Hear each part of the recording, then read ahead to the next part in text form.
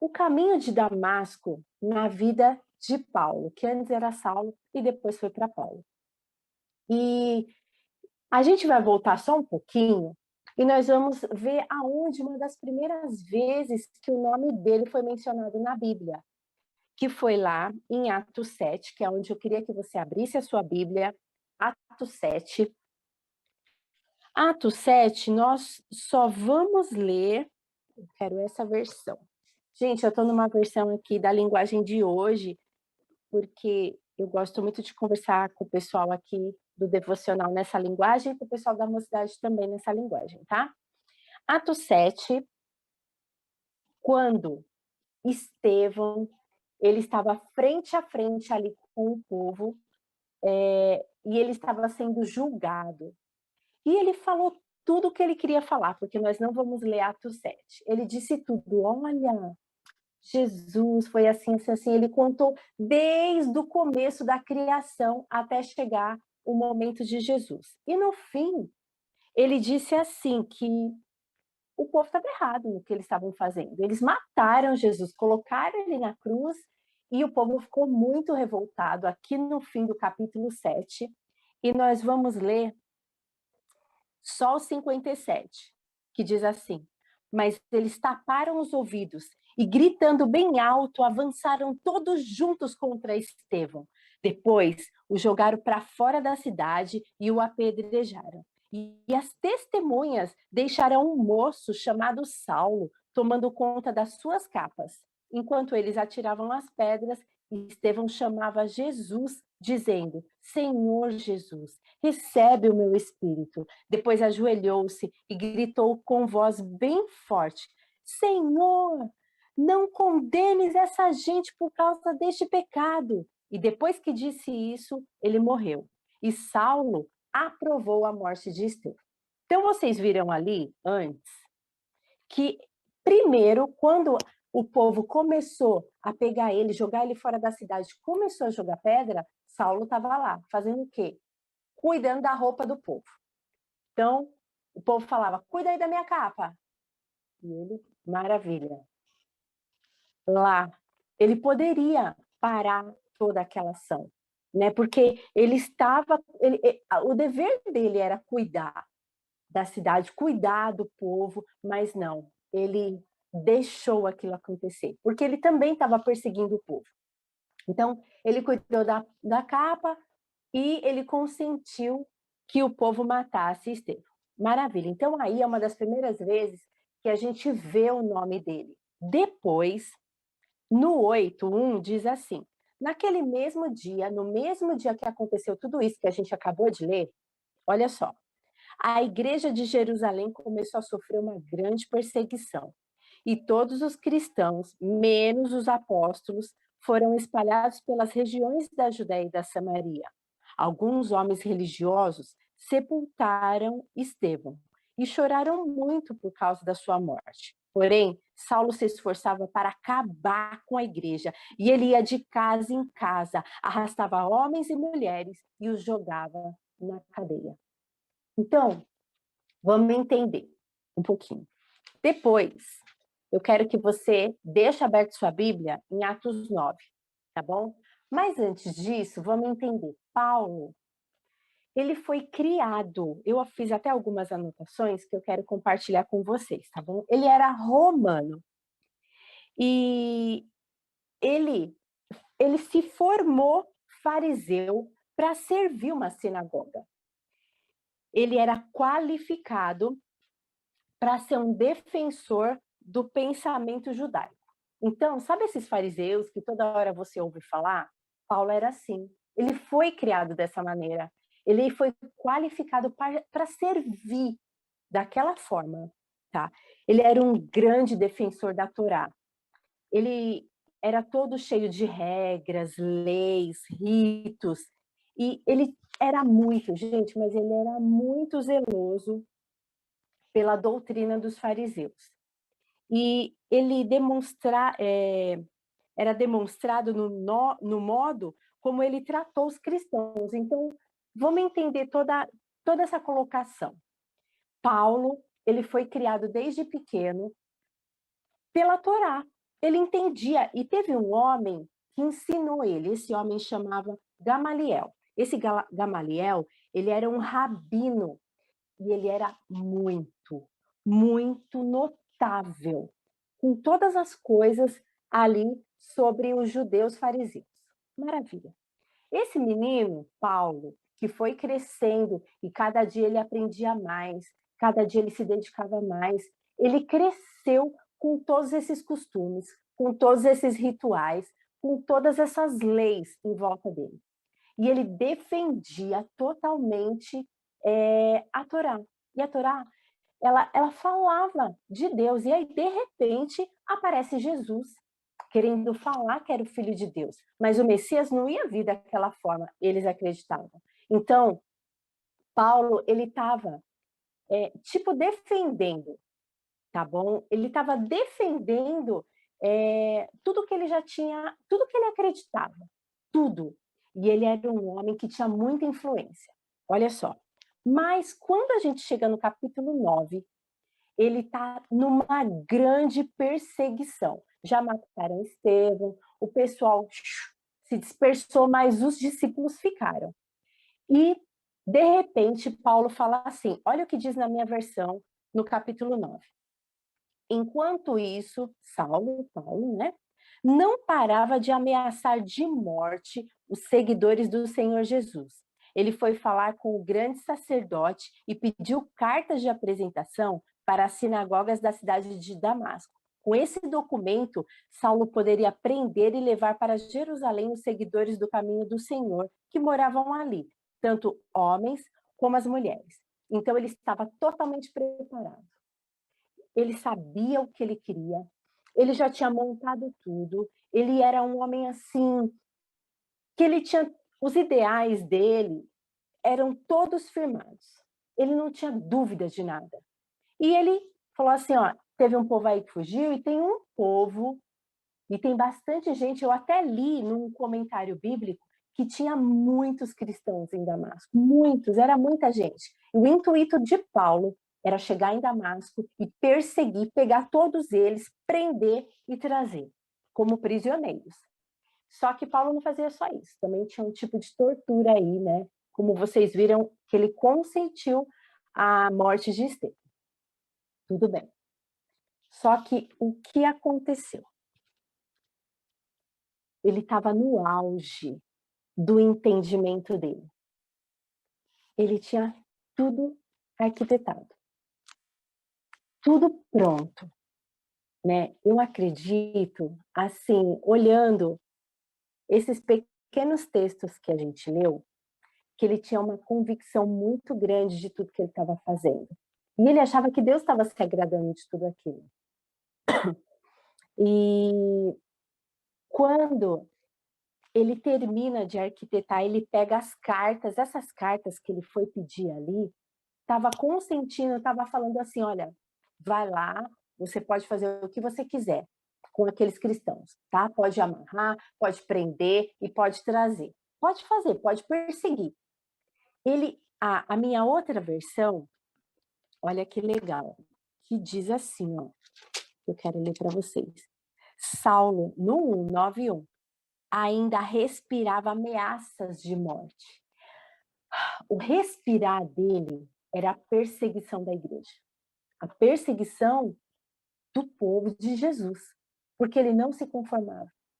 Ele não se conformava que esse povo está falando que Jesus era o Filho de Deus, sendo que ele foi pregado ali numa madeira. Só era pregado na madeira quem era amaldiçoado. Imagina que o Messias poderia ser amaldiçoado. Esse homem era qualquer um, menos o Messias.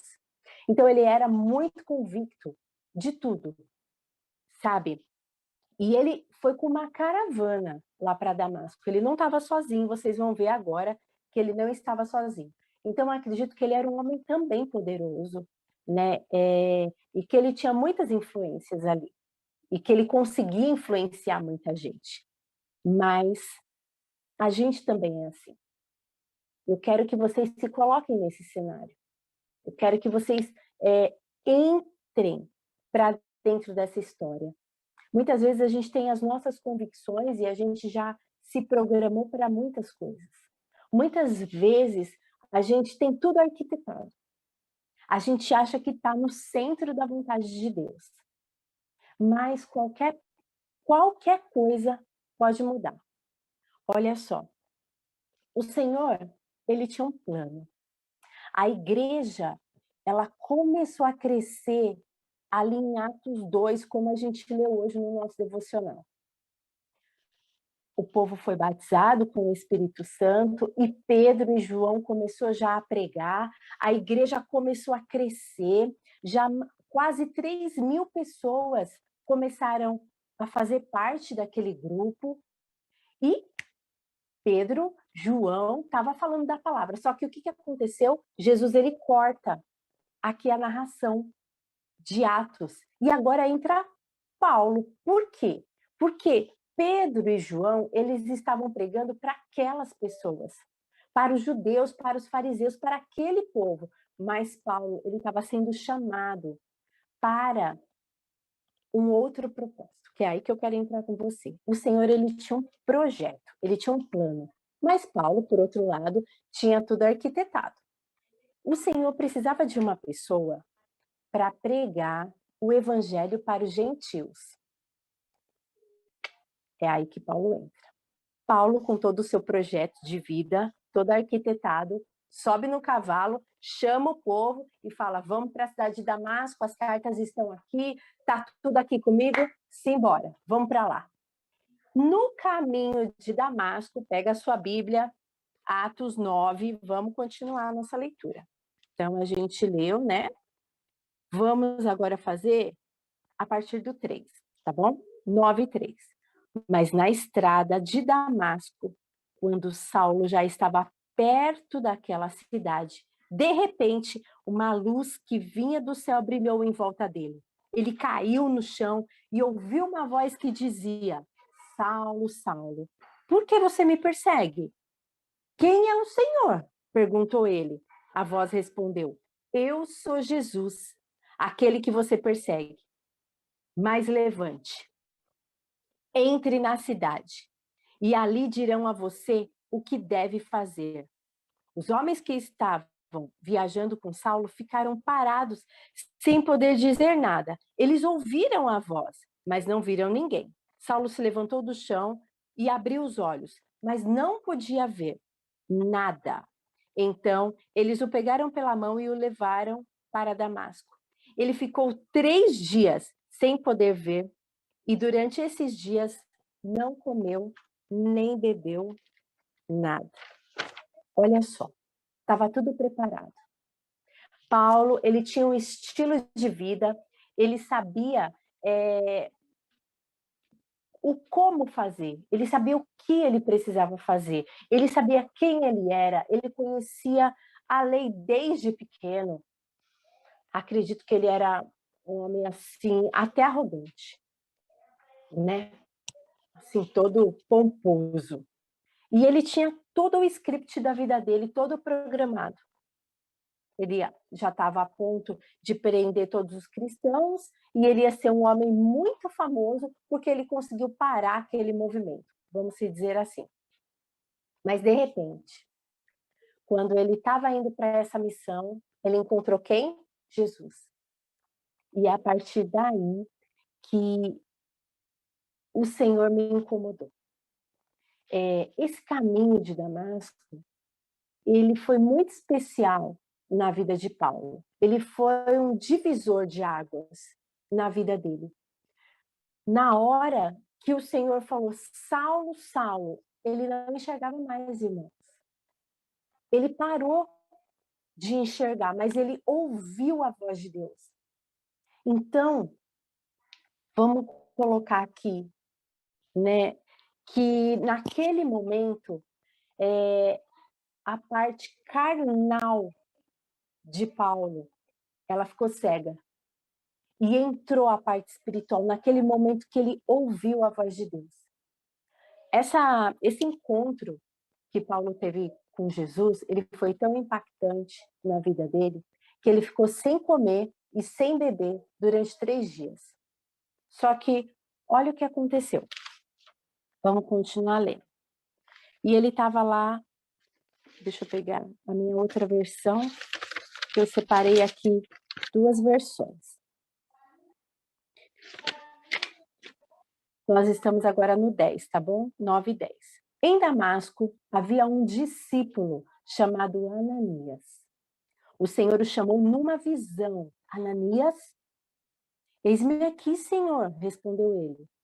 O Senhor lhe disse, vá à casa de Judas, na rua chamada Direita, e pergunte por um homem de Tarso chamado Saulo. Ele está orando. Numa visão, viu um homem chamado Ananias chegar e impor-lhe as mãos para que voltasse a ver. Olha só. Agora ele estava numa casa de um desconhecido, na rua chamada Direita. Essa rua ainda existe, viu, gente? Eu fui pesquisar e ela ainda existe, nesse mesmo lugar, chamada Direita. E ele estava fazendo o quê? Sem comer, sem beber, só que ele estava orando. E ele viu nessa oração, Paulo, ele viu que chegava um homem chamado Ananias, colocaria as mãos sobre ele, e ele voltaria a enxergar. E olha só o que acontece. No 13, respondeu Ananias, Senhor, tenho ouvido muita coisa a respeito desse homem e de todo o mal que ele tem feito aos nossos santos em Jerusalém.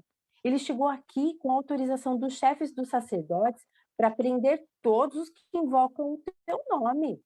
Mas o Senhor disse a Ananias, vá, este homem é meu instrumento, escolhido para levar o meu nome perante os gentios e reis, e perante o povo de Israel.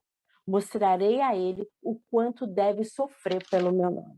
Olha só, irmãos, o Senhor falou assim comigo, que esse encontro, o Senhor tinha um grande propósito nesse encontro, né? Mesmo Ananias estando com medo, mesmo acontecendo tudo o que aconteceu, o Senhor tinha um projeto para a vida de Paulo. Só que agora, Paulo estava orando. E ele ia ter um encontro com Ananias. Será que realmente ele ia deixar acontecer o que Deus queria na vida dele? Ou ele ia continuar com aqueles propósitos que ele tinha? Ou ele ia ter um encontro, falaria que ele ia servir ao Senhor e depois ele voltaria a fazer o que ele sempre fez? Ou ele teria uma vida normal, como qualquer outra pessoa? Isso eu sei que você sabe o fim dessa história, mas eu quero levar você a refletir. Quando eu tive um encontro com Jesus, o meu encontro com Jesus ele foi muito especial. Por isso que eu quis falar de Paulo. Porque o meu encontro com Jesus, eu tinha 16 anos. E eu estava mergulhada na vida de pecado. Mergulhada, assim como Paulo, né? Só que tinha um diferencial. Eu amava Jesus. Eu amava. Se a pessoa falasse assim para mim, Rosana, vamos ali na igreja tal hoje? Vamos. Rosana, vamos não sei o que lá? Vamos. Tudo que era referente às coisas do Senhor, eu gostava. Nessa época, eu ainda era católica. E eu servia muito ao Senhor. Não nesse ano, quando eu tive 16 anos, porque eu tinha acabado de mudar da onde eu morava. Mas eu amava fazer as coisas para Deus, e eu achava que era para Deus, né? Eu participava da catequese, eu participava de todas as coisas que a gente fazia ali dentro da igreja, a gente participava de novena, não faltava nenhuma novena, procissão, tudo que... Então, o meu coração, ele era muito voltado para essas coisas, só que a minha vida, ela era totalmente mergulhada em coisas erradas. Todas as práticas erradas. Tudo relacionado ao pecado. E eu me vejo muito assim como Paulo. Sabe, a gente acha que está certo. A gente acha que tem razão. E muitas vezes na nossa vida a gente acha isso. Mesmo quando a gente encontra Jesus. Você já parou para perceber e para avaliar o seu encontro com o Senhor, como é que foi? Daquele ponto de partida que você encontrou o Senhor, como Paulo, como eu, daquele dia que você encontrou Cristo, que ele falou com você, que você levantou a sua mão e falou: eu quero aceitar Jesus como Senhor e Salvador da minha vida, daquele dia até o dia de hoje. Como tem sido? Será que foi orado sobre a sua vida naquele dia? Porque se você aceitou Jesus como Senhor e Salvador da sua vida, você levantou sua mão, você foi lá na frente, alguém fez uma oração, não é assim? E você recebeu Jesus e você falou: Senhor, a partir de hoje a minha vida ela vai começar a ser diferente.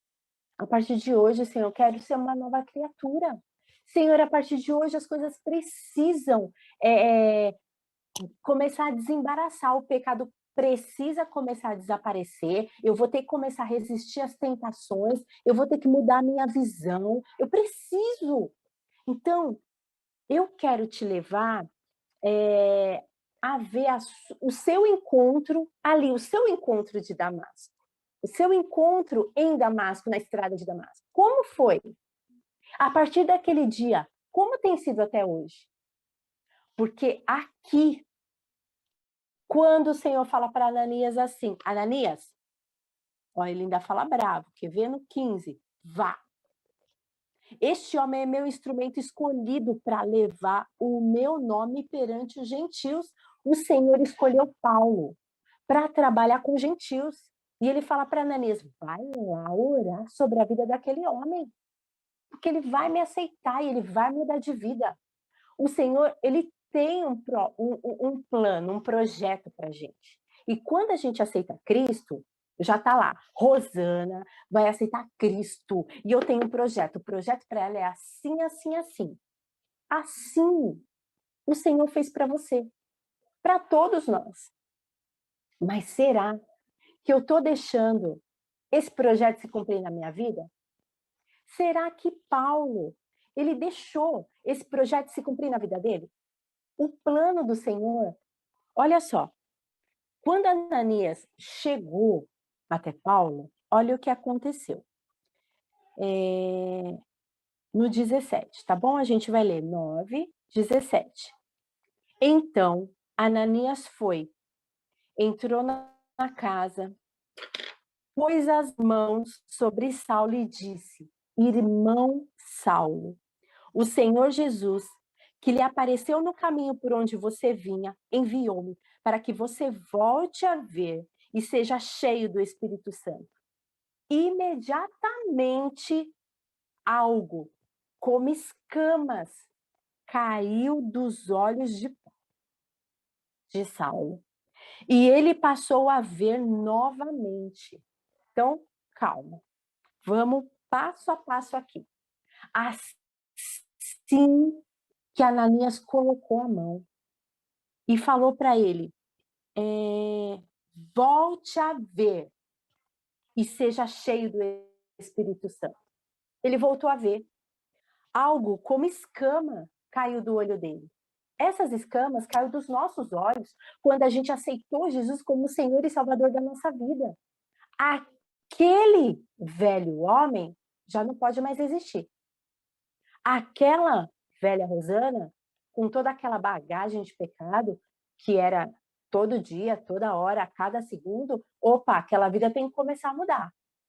Aquilo não pode mais fazer parte da minha vida. Eu separei aqui um versículo que eu não queria ler, mas eu não iria ler, mas eu vou ler agora, tá? Que está em Efésios, e eu quero que você deixe a sua Bíblia marcada aí em Atos 9, mas vai lá para Efésios agora, porque também é bem legal da gente ver. Efésios 4, vamos ler a partir do 22, tá bom? Efésios 4, 22. Olha só.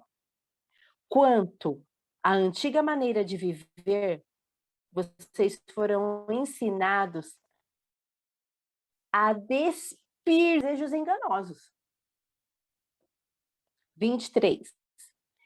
A serem renovados no modo de pensar, a revestir-se do novo homem criado para ser semelhante a Deus em justiça e em santidade, provenientes da verdade. Portanto, cada um de vocês deve abandonar a mentira e falar a verdade ao seu próximo, pois todos somos membros de um mesmo corpo. O 26 diz assim: quando vocês ficarem irados, não pequem. Apaziguem a sua ira antes que o sol se ponha, e não dê lugar ao diabo. O que furtava, não furte mais. Antes trabalhe, fazendo algo de útil com as mãos, para que tenha o que repartir com o que estiver em necessidade. Nenhuma palavra torpe saia da boca de vocês, mas apenas a que for útil para edificar os outros, conforme a necessidade, para que conceda graça aos que ouvem. 30. Não entristeçam o Espírito Santo de Deus, com o qual vocês foram selados para o dia da redenção. Livrem-se de toda amargura, indignação e ira, gritaria e calúnia, bem como de toda maldade. Sejam bondosos e compassivos uns para com os outros, perdoando-se mutuamente, assim como Deus os perdoou em Cristo. Então, naquele momento que Paulo teve esse encontro com Cristo, que eu tive o meu encontro, que você teve o seu, a gente já vai ter que começar a andar, como está dizendo aqui em Efésios. Opa, se eu minto, eu tenho que procurar não mentir mais. Se eu trato as pessoas dentro da minha casa com toda a malcriação, arrogância, gritaria, briga, epa, agora eu sou uma nova criatura. Tira aí o velho homem, entra agora o Espírito Santo. Paulo, ele era um perseguidor, ele gostava de ver sangue. Ele queria ver aquele povo todinho morto, porque eles estavam corrompendo aquilo que ele acreditava que estava certo. Né? Então, agora, ele tinha que tomar uma decisão. Agora, ou ele se deixava ser dirigido pelo Espírito Santo, que Ananias tinha acabado de falar que estava sobre ele, ou ele ia se deixar dirigir por Saulo, não pelo novo Paulo, pela carne, né? Então, a gente também tem que tomar essas decisões. Nós fomos chamados assim como ele. Nós fomos chamados para levar a palavra de Deus. Nós fomos chamados para apaziguar. Nós fomos chamados... Irmãos, muitas vezes, nós não estamos cumprindo o nosso chamado. Então, antes de eu entrar nessa parte, eu só quero concluir aqui como ele se sentiu. Olha só, as escamas caíram, né? Aquilo que ele via antes, ele já não estava vendo mais daquela maneira. Toda aquele pecado, toda aquela toda aquela rebelião que estava dentro dele, opa, agora já não estava mais. Os olhos de Paulo foi aberto para o mundo espiritual. Olha só o que aconteceu. Aí Ananias disse assim, olha, ele levantou-se. Assim que a escama caiu, ele levantou. Então, espera. Agora que eu não estou mais andando no mundo do pecado, eu aceitei Jesus, eu preciso me levantar. E olha o que aconteceu. Ele foi batizado. Domingo, o professor, na hora da ceia, o professor Joel, na hora da ceia, eu estava acompanhando o culto por aqui, né? Porque eu não podia estar presencial. E na hora da ceia, o professor falou assim, o Senhor está me dizendo que Ele quer batizar pessoas aqui com o Espírito Santo. Eu falei, agora, Deus, é agora. Agora é a hora. É agora. Porque, irmãos, o pastor Marcos é testemunha que eu era desesperada por isso. Pensa numa pessoa desesperada. Eu era inconformada, eu era desesperada. Eu falava, Senhor, por favor, Senhor, por favor. Oi, gente, mas era muito desespero.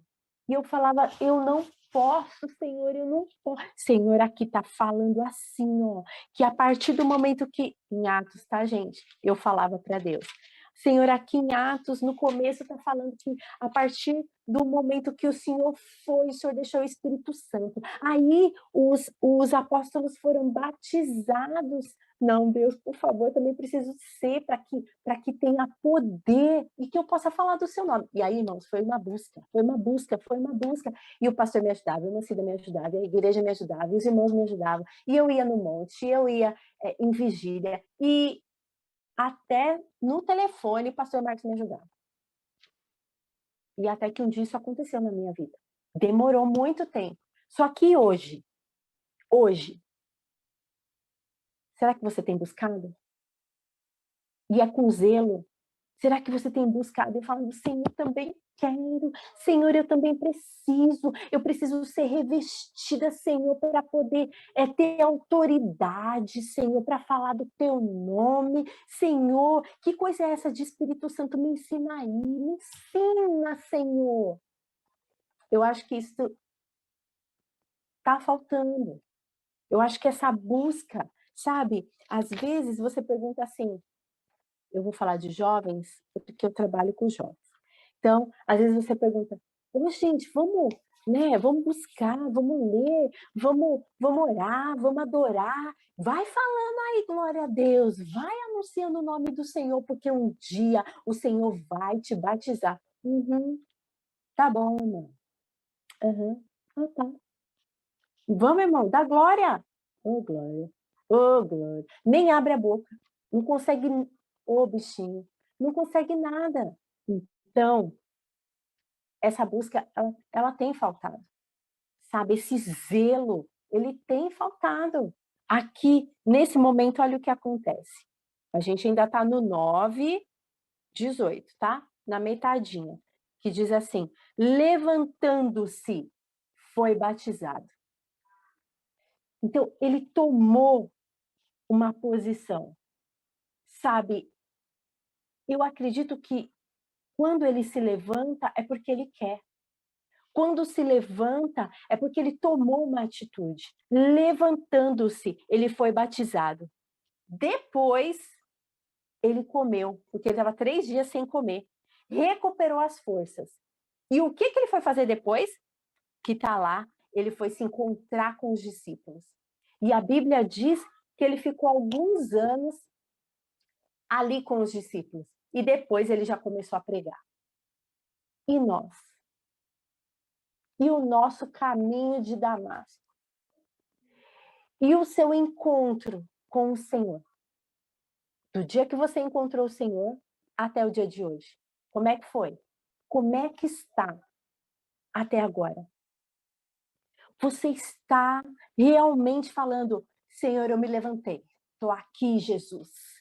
Eu estou aqui de pé, eu quero ser batizada, Senhor, eu quero comer da tua palavra, e eu quero depois sair por aí, Senhor, eu quero pregar na internet, eu quero, Senhor, falar para os meus amigos na escola, eu quero evangelizar os meus filhos, Senhor, porque eu já perdi as paciências, mas agora eu quero ter paciência, evangelizar tudo de novo essa casa, Senhor, eu não posso parar agora de evangelizar os meus filhos. Irmãos, a gente acha que o chamado é viajar, a gente acha que o chamado é na África, a gente acha que o chamado é em qualquer lugar, menos aonde a gente está, né? Menos aonde a gente mora. A gente acha que o nosso encontro com o Senhor foi lindo, foi maravilhoso, joia, deu, agora eu vou lá na igreja, eu chego, eu sento, eu oro, eu dou o meu dízimo, tá tudo sob controle. Não, não está. Deus tem um propósito na sua vida.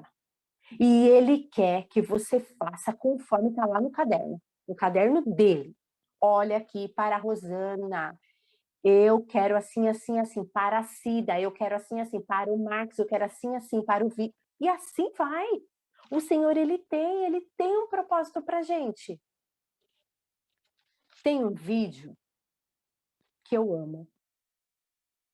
E eu queria compartilhar com vocês. Ele tá em inglês, mas tem a legenda embaixo. Então, o Vitor, ele vai compartilhar com vocês esse vídeo, para a gente finalizar essa pregação. Eu espero que dê certo, né, o nosso compartilhamento agora, e que você preste muita atenção, que você leia direitinho o que está embaixo. E depois a gente vai falar um pouquinho desse vídeo. Você consegue compartilhar ele para mim, Vitor?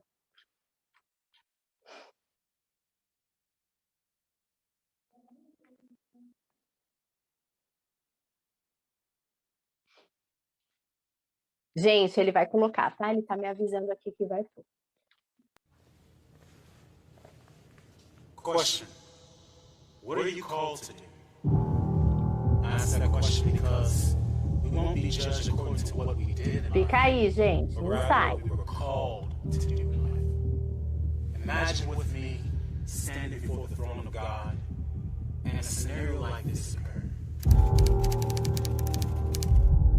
Evangelist Anderson, come forth and give an account of your stewardship on earth. Evangelist Anderson? I'm not an evangelist. I'm an accountant. I had an accounting firm. I had Evangelist Anderson. Where are the 347,566 souls I called you to impact in Asia, son? Where are they? I'm an accountant. I had an accounting firm. I help churches. I help ministries with their finances, son. Where are the 347,566 souls in Asia I called you to impact? Son, where are they? Had you sought me, had you sought my face, I would have revealed this to you. And everything in regards to that man's call was burned up before the judgment seat of Christ. Accountant Jones, step forward and give an account of your stewardship. Accountant Jones? No. I pastored for 35 years. I had a membership of 750 people. Accountant Jones, I called you to the marketplace. Had you done this, you would have significantly impacted 2 people. You and those 2 men would have helped churches with their finances, and those churches would have impacted 751,321 souls. If you would have sought me, I would have revealed this to you. And again, in regards to this man's calling, everything he's done in life would be burned up before the judgment seat of Christ.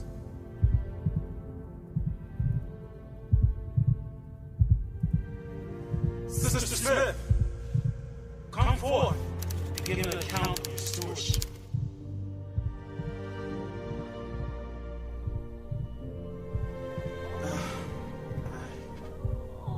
I only raised 3 children. I never preached to the nations. I never even been on a missionary trip. I only tried my hardest to raise my children in your way.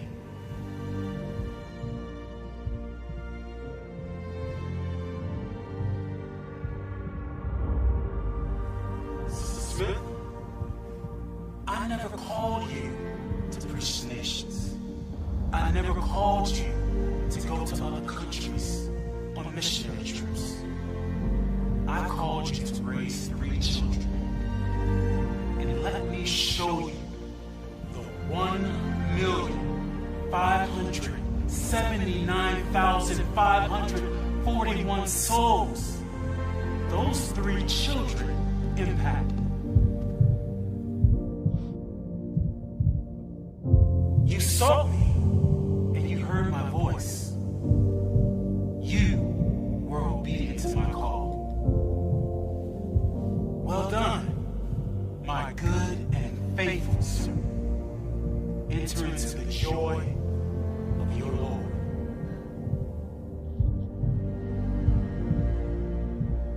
So remember, in regards to the calling that's on your life, you you won't be judged according to what you did. You will be judged according to what you were called to do.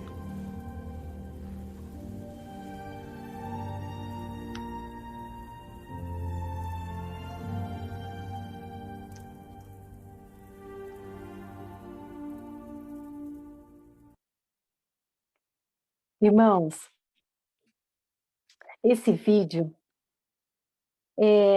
assim, é muito impactante. Eu espero que você tenha conseguido ler, né? E para aqueles que não conseguiram acompanhar tudo, o pessoal chega lá no céu e o Senhor fala: "O evangelista", aí ele diz: "Evangelista fulano de tal". Aí ele: "Evangelista? Não, Senhor, eu não sou evangelista". Ele: "Ah, não? Era para você ser, sabia que era para você ser um evangelista? Mas você não perguntou para mim: 'Senhor, o que o Senhor queres de mim?'"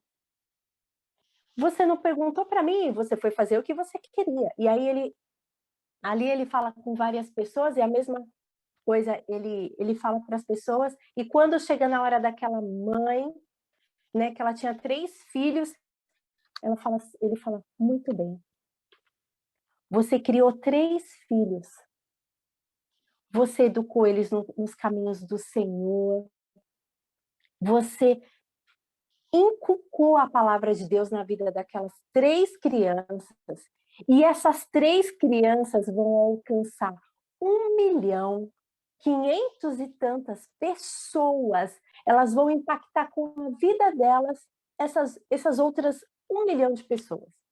Então, o que eu quero deixar aqui essa noite é que você, a partir do dia que você falou: "Eis-me aqui, Senhor, eu quero receber o Senhor no meu coração. Eu quero, Senhor". Senhor, daquele dia, você lembra daquele dia, né? Porque eu nunca vou esquecer, eu tinha 16 anos e eu lembro de tudo. Eu lembro de como eu levantei, eu lembro que eu estava lá na frente, eu lembro como era a igreja, quem eram os pastores, eu lembro quem estava do meu lado, eu lembro tudo, daquele dia até o dia de hoje. Será que eu estou fazendo realmente o que o Senhor quer que eu faça? Será que o seu caminho de Damasco, ali, quando você conheceu o Senhor Jesus, e você falou: "Ó Deus, eu estou aqui, Senhor Jesus, faz, Senhor, o seu propósito, o seu plano, o seu planejamento, traz para a minha vida, Senhor". Será que você tem deixado isso acontecer na sua vida? Será que você tem tocado como é para você tocar? Será que você tem cantado como é para você cantar? Será que você tem cozinhado como é para você cozinhar? Será que você está numa empresa abençoando as pessoas como é para você abençoar? Será que é para você estar nesse lugar? Porque só basta uma coisa, você falar: "Senhor, eu realmente estou fazendo a sua vontade, eu quero alcançar as pessoas que o Senhor projetou aí que eu tenho que alcançar. Senhor, faz isso comigo". Irmãos, às vezes a gente se sente bem pequenininho, né? Eu já me senti assim várias vezes. Deus, eu tô aqui, ó, eu era mãe de 2 crianças pequenas, e o meu marido ainda não conhecia Cristo, e eu falava para o Senhor: "Senhor, eu tô perdendo tempo aqui nessa casa. Senhor, com 2 crianças pequenas, aonde que eu estava com a minha cabeça, meu Pai da eternidade, de ter casado nova desse jeito, de ter tido 2 filhos, Senhor, e mais uma que veio a criança do meu coração, 3. Senhor da glória, e agora?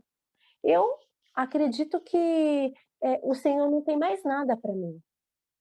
E hoje eu posso olhar e dizer que os meus filhos, eles vão e eles já estão e eles já fizeram e cada dia mais eles vão impactar vidas, porque eles cresceram com a palavra de Deus e eu preciso continuar falando, e agora eu preciso continuar para todos aqueles que estiverem no meu caminho, e nós precisamos, irmãos. Não se canse de falar, se levante nessa noite, Seja batizado em nome de Jesus, seja revestido da palavra de Deus. Comece, Senhor, faça agora tenha agora uma conversa com Deus, né? Faça uma oração, que é uma conversa com Deus, e fala assim: Senhor, até agora eu não consegui, mas a partir de agora eu quero entrar nesse livro, Senhor. Eu quero comer a tua palavra todo dia. E eu quero fazer igual Paulo. Senhor, Paulo não entendia nada. Senhor, olha aqui, esse homem era perseguidor, matava os crentes. O Senhor encontrou ele, salvou, batizou. Ele se levantou e foi pregar para as nações, foi pregar para os gentios. Eu também posso. Eu também. Senhor, o Senhor pode fazer isso comigo. Me fala, Senhor, da tua palavra. Anuncia para mim o que está aqui, Senhor, e vai abrindo os caminhos para que eu possa entender que é da tua vontade que eu esteja fazendo isso. Então, irmãos, se na sua casa você perdeu a alegria de falar da palavra, o Senhor quer encher hoje você de alegria. Ele quer encher a sua boca. Ele quer te renovar para que você possa falar para os seus filhos, para que você possa ser exemplo como pessoa, porque a palavra de Deus diz assim, que a mulher ganha o esposo só do jeito que ela é. Só do jeitinho. Ela não precisa ficar gritando, nada. Só dela representar Cristo, mais nada. Então, olha que coisa linda. Senhor, eu quero representar Cristo na minha casa para ganhar o meu esposo. Senhor, lá no meu trabalho, eu ainda não sei, Senhor, se aquele trabalho é da tua vontade, mas se for, eu quero ganhar almas ali. Se não for, o Senhor vai poder me tirar dali. Senhor, eu sei só tocar 3 notas, mas eu quero aprender a tocar todas as notas para que a minha música possa alcançar as pessoas. Gente, tem gente que resolve seguir a Cristo porque ouviu um louvor bem tocado, ouviu uma pessoa adorar a Deus, viu um teatro. Você que gosta de... Eu amo teatro. Eu amo, gente, eu amo arte. Então, eu amo teatro. E eu acredito totalmente, plenamente, que a arte, ela alcança pessoas para Cristo. A arte é o quê? É representação, a arte é música, a arte é encenação, a arte é você fazer um gesto e com aquele gesto no louvor, as pessoas olharem e falarem assim, nossa, eu não sabia que representava desse jeito. É você pegar a palavra de Deus, isso também é arte, viu? Você pegar a palavra de Deus, você colocar na linguagem de hoje e você explicar, isso também é. O Senhor quer te usar nessa noite. O Senhor, Ele quer fazer de você um instrumento, como Ele fez Paulo. Um instrumento. Você é um instrumento, irmão. Nós não nascemos para não ser nada. O Senhor, Ele tem um propósito. Aí, no vídeo, tinha um versículo bem pequenininho, e eu quero ler para vocês.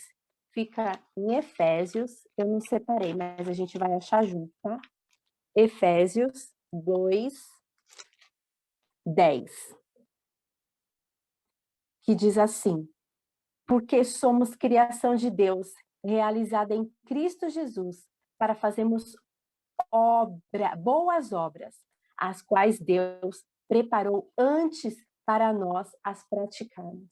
Deus já preparou essas obras para a gente praticar. Olha só, o Senhor nos criou para isso. Então, nós precisamos pôr em prática todas as coisas que está aqui nessa palavra.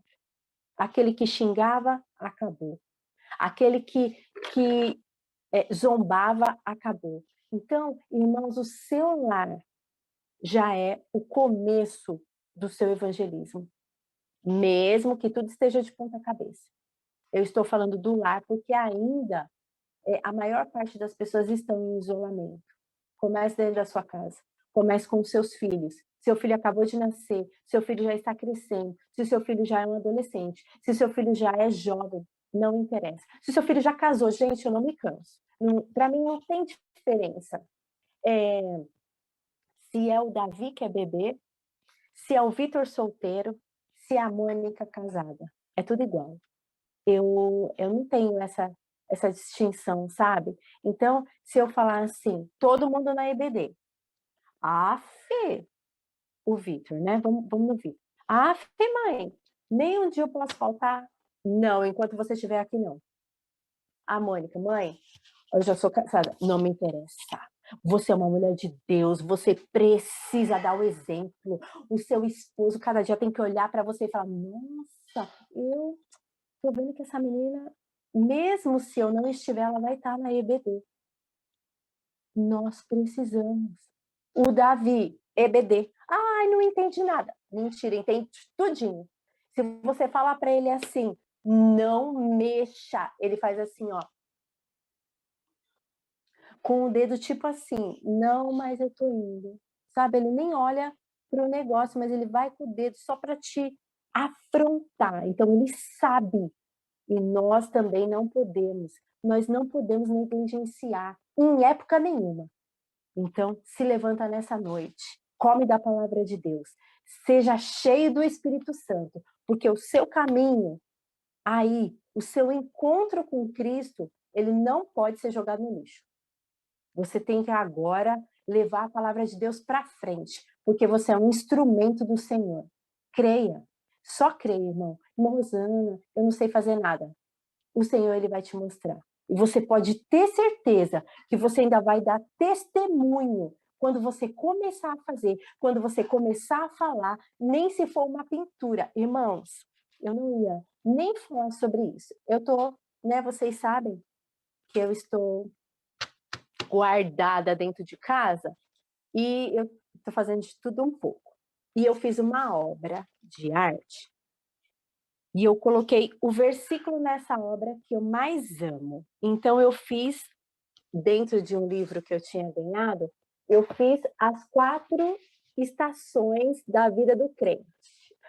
Eu coloquei super vida do crente aqui na minha arte.